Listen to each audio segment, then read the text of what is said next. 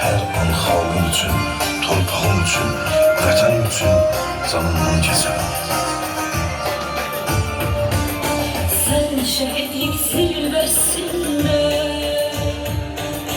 yiğitlerin yanındasın. Bu milletin yaddaşında, bu milletin yaddaşında, damarında kanındasın. Şehit Əncəli Teymur, Yenə belə göt sonra bizi gör. Sen Əncəli Teymursan, aslan kimi yaşamısan, şehit ölmez, ölmezsen sen. Yüreğlerde yaşayırsan sen.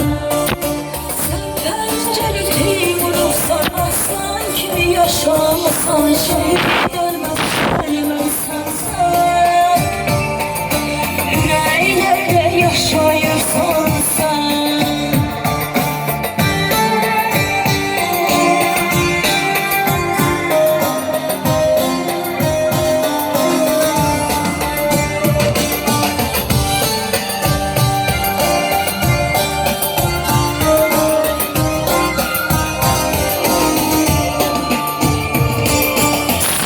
Kimi gitlere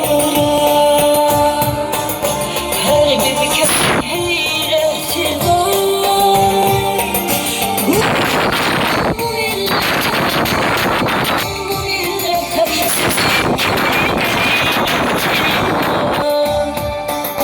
Şehit Əncəli Teymur.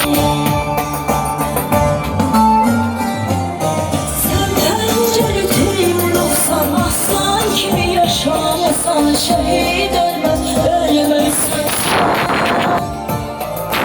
Yüreklerde yaşarsan sen. Sen Əncəli Teymursan, aslan kimi yaşamasan, şehit ölmez,